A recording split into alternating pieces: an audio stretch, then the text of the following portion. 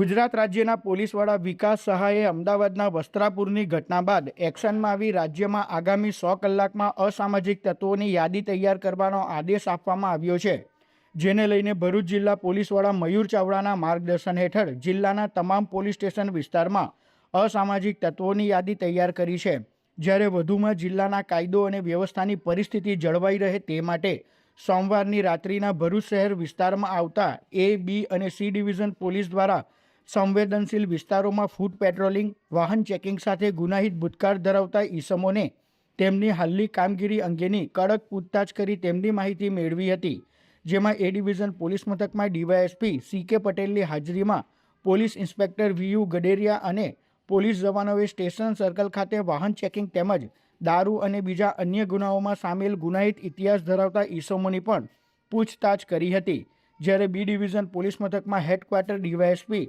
એમ.એમ. ગાંગુલી અને PI V S. વણઝારાએ B division police મથકથી વેજલપુર, બંબાખાના, પીરકાંઠી, કતોપોર બજાર થઈને ફુરજા બંદર સુધી ફૂટ પેટ્રોલિંગ યોજ્યું હતું. પોલીસે ભૂતકાળમાં ગુનાઓમાં સંડોવાયેલા ઈસમોની પૂછપરછ કરી તેમની વિગતો મેળવી હતી. પોલીસની કાર્યવાહીથી અસામાજિક તત્વો બેફામ બનતા ઈસમોમાં ફફડાટ ફેલાયો છે. એ લોકોમાં પણ કાયદાનો ડર રહે એ માટે એ લોકોને પણ શોધીને એમની કડક હાથે પૂછપરછ હાથ ધરવામાં આવેલી અને તેઓ કોઈ પ્રવૃત્તિ કરે છે કે કેમ, કોઈ સારી પ્રવૃત્તિમાં જોડાયા છે કે કેમ તે સંબંધે પણ પૂછપરછ કરવામાં આવી અને ભવિષ્યમાં ગુના ના કરે તે અંતર્ગત એમને કડક સૂચનાઓ પણ કરવામાં આવી. આ તરફ જંબુસરમાં પણ રાજ્યના પોલીસ વડાના આદેશના પગલે પોલીસ દ્વારા ફૂટ પેટ્રોલિંગ અને કોમ્બિંગ હાથ ધરવામાં આવ્યું હતું. Jambusar DYSP P L. Chaudhary, PI V A. Panmiya, PSI સહિત પોલીસનો મોટો કાફલો જોડાયો હતો. આ કામગીરીમાં વિવિધ પોલીસ સ્ટેશનના કર્મચારીઓ પણ જોડાયા હતા, જેમાં જંબુસરના વિવિધ ભરચક વિસ્તારોમાં પોલીસે ફૂટ પેટ્રોલિંગ કર્યું હતું. પોલીસે ગુનાહિત ભૂતકાળ ધરાવનારા તત્વોને બોલાવી તેમની પૂછતાછ કરી હતી. જંબુસર પોલીસે તમામ ચોકડીઓ પર વાહન ચેકિંગની પણ કાર્યવાહી હાથ ધરી હતી.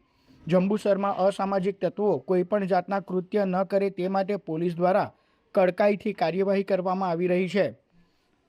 એમની પર વધારે પોલીસ તરફથી કડક નિયંત્રણ કરવામાં આવે એ અનુસંધાને તેઓને પણ બોલાવી અને એમની પૂછપરછ કરવામાં તમામની આવી રહેલ છે. તેથી પોલીસ આ બાબતે ખૂબ જ સંવેદનશીલ હોય અને આવા જે તત્વો અસામાજિક તત્વો છે જાહેરમાં આ પ્રકારના કોઈ ગુનાઓ ના કરે એમાં માટે પોલીસ ખૂબ જ વધારે કડક કાર્યવાહી કરશે. આ તરફ ઉદ્યોગનગરી અંકલેશ્વરમાં પણ પોલીસ દ્વારા ફૂટ પેટ્રોલિંગ અને નાઇટ કોમ્બિંગનું આયોજન કરવામાં આવ્યું હતું. અંકલેશ્વર શહેર એ ડિવિઝન પોલીસ મથક, બી ડિવિઝન પોલીસ મથક તેમજ જીઆઈડીસી પોલીસ મથકના વિવિધ વિસ્તારોમાં પોલીસ દ્વારા કોમ્બિંગ હાથ ધરવામાં આવ્યું હતું, જેમાં ગુનાહિત ભૂતકાળ ધરાવતા ઈસમોની કડક પૂછતાછ કરવામાં આવી હતી. સાથે જ વાહન ચેકિંગ પણ કરવામાં આવ્યું હતું.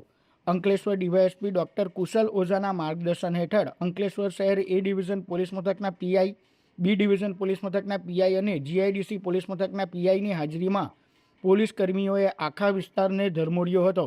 ખાસ કરીને પરપ્રાંતીય વસાહતોમાં પોલીસ દ્વારા વિશેષ કામગીરી કરવામાં આવી હતી અને અસામાજિક પ્રવૃત્તિને ડામવા માટે કડક કાર્યવાહી હાથ ધરાઈ હતી.